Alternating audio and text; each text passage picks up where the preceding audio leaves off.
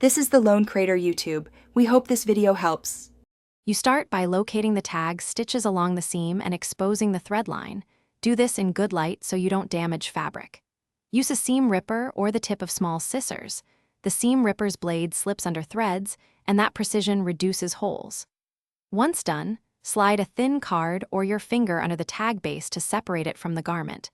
This gives you control and prevents the tool from catching the main fabric as you begin. Now focus on the middle steps. Remove the tag stitch by stitch so you don't weaken the seam. Start at one end and cut or lift just 2-3 thread loops at a time. This controlled approach prevents accidental snips of fabric yarns. Pull each released thread gently with tweezers and wind it away from the work area.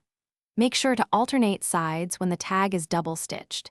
This keeps tension balanced, and you'll preserve the garment's structure as you progress. Finish by trimming stray threads flush with the stitch line, but don't cut fibers into the fabric. Leave a millimeter or two to avoid unraveling.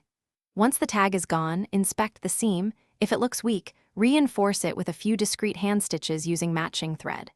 If a tiny hole appears, use a small patch or mend it from the inside. This restores strength and keeps the garment smooth. If something goes wrong, stop, reassess, and reinforce before wearing. Thanks for watching. Consider subscribing if we helped you.